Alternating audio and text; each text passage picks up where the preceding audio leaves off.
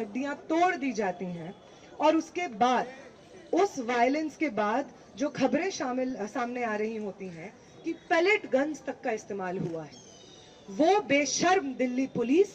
जो 2 दिन पहले तक डिनाई कर रही थी कि कोई पैलेट गन का इस्तेमाल नहीं हुआ है, जब मीडिया ने इसको मैसिव स्केल पे कवर किया, एक मीडिया कर्मी का एमएलसी निकला, उसमें आया कि उनको पैलेट आया है, तब जाकर के फाइनली दिल्ली पुलिस को ये एक्सेप्ट करना पड़ा है 2 दिन पहले कि हाँ हमने पैलेट गन्स का इस्तेमाल किया है। बिहार में भी जिस तरीके का एक्सेसिव टारगेटिंग हो रही है मुस्लिम और दलित स्टूडेंट्स की, नाम पूछ करके उनको मारा पीटा जा रहा है, उनको पुलिस कस्टडी में इंटिमिडेट किया जा रहा है और अब फाइनली बेऊर में जाकर के मैक्सिमम स्टूडेंट्स को रखा गया है। ये जो टारगेटिंग हो रही है बंगाल में, जिस तरीके से स्टूडेंट्स को चिन्हित करके मुस्लिम स्टूडेंट्स को जेलों में भरा जा रहा है, और जब पूछा जाता है बंगाल की सरकार में बैठे भाजपा के लोगों से और बंगाल पुलिस से, तो उनका ये कहना है कि हम मिसक्रिएंट्स को अरेस्ट कर रहे हैं, जिन लोगों ने उस दिन हिंसा की है हम उनको अरेस्ट कर रहे हैं। ग्राउंड पे जो हमारे साथी हैं और जो लॉयर्स हैं, उनका साफ सीधे तौर पे यही कहना है कि कोई मिसक्रिएंट को चिन्हित नहीं किया जा रहा है। वो लोग जिन्होंने जर्नलिस्ट के साथ बदतमीजी की उनको चिन्हित किया जा रहा हो, ऐसा बिल्कुल नहीं है। स्टूडेंट्स का टारगेटिंग असॉल्ट और अरेस्ट बंगाल भर में इस वक्त चल रहा है। 1 मिनट के लिए नहीं, 1 सेकंड के लिए नहीं, हम नहीं मानेंगे कि होम मिनिस्टर अमित शाह के एक्सप्लिसिट परमिशन और नॉलेज के बिना सेंट्रल दिल्ली में पैलेट्स चलाए गए हैं, एक पल के लिए हम मंजूर नहीं करते हैं। तमाम सरकार के लोग जो ये नैरेटिव पेडल कर रहे हैं कि हम लोगों ने इस दिन जहां पे जंतर मंतर पे प्रोटेस्ट चल रहे थे, वहां पे जिन लोगों को चिन्हित किया है उसमें 2800 लोग क्रिमिनल्स हैं, जिनका क्रिमिनल एंटीसीडेंट है।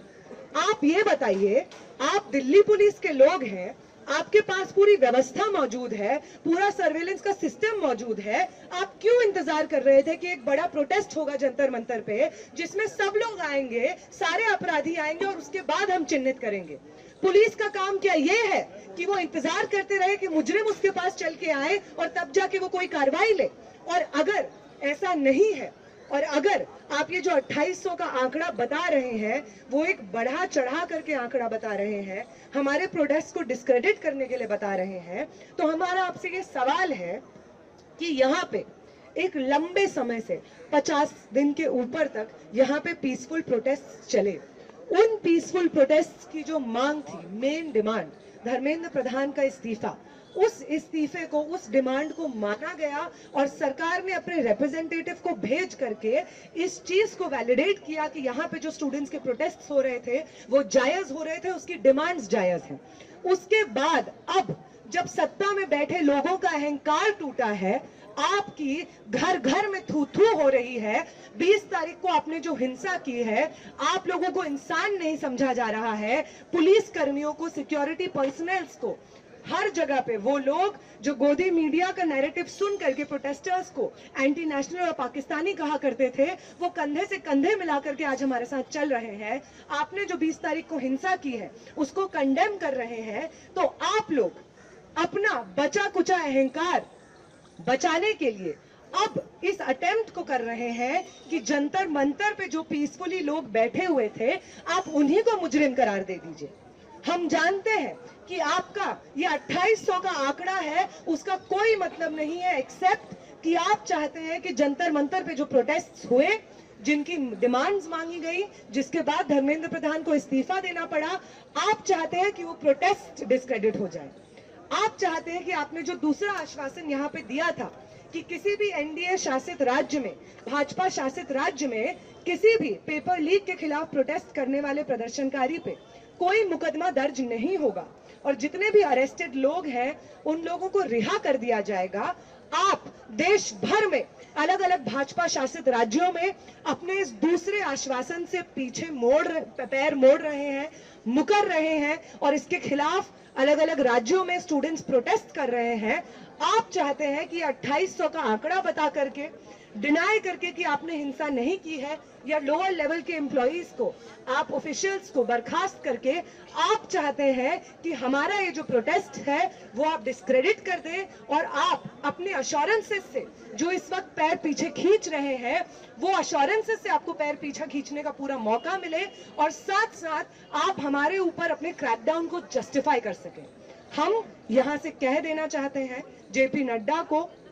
और तमाम सरकार के अधिकारियों को, रिप्रेजेंटेटिव्स को, कि ये चीज कि सेंट्रल दिल्ली में आम नागरिकों के ऊपर पेलेट गन से आप फायर करेंगे, ये एक टेररिस्ट और क्रिमिनल स्टेट की निशानी है। किसी भी तरीके से ना दिल्ली में और ना देश भर के किसी भी राज्य में हम इस चीज को नॉर्मलाइज होने देंगे कि किसी भी प्रोटेस्ट को डिस्पर्स करने का एक वाजिब तरीका है पेलेट गन्स का इस्तेमाल, या जो सिवान में हुआ AK-47 का इस्तेमाल, ये किसी भी तरीके से हम आपको नॉर्मलाइज नहीं करने देंगे। हम मानते नहीं है कि होम मिनिस्टर के एक्सप्लिसिट परमिशन के बगैर इस तरीके के ऑर्डर्स RAF ने कैरी आउट किए, दिल्ली पुलिस ने कैरी आउट किए। अगर आपको ये चीज इस पूरे जंतर मंतर पे और देश भर में जो छात्र आंदोलन चला है, अगर आपको उस छात्र आंदोलन की अच्छे से मांगे समझ नहीं आई हो, तो आपको फिर से बता दिए जाते हैं। पहला, आपके निकम्मे नकारा शिक्षा मंत्री का इस्तीफा, और दूसरा, हमारे तमाम साथी जो पेपर लीक के खिलाफ लड़ रहे थे, उन लोगों की जेलों से रिहाई और उनके खिलाफ दर्ज हुए तमाम मुकदमों को वापस लेना। और तीसरी चीज आप अभी सुन लीजिए, the commissioner of police of Delhi, the home minister of this country, Amit Shah, will not be allowed to escape without providing accountability for the pellet injuries to protesters. देश भर में जो ये एंटी मुस्लिम और एंटी दलित विच हंट हो रहा है protesters का, ये नहीं हो सकता है अगर एक्सप्लिसिट ऑर्डर्स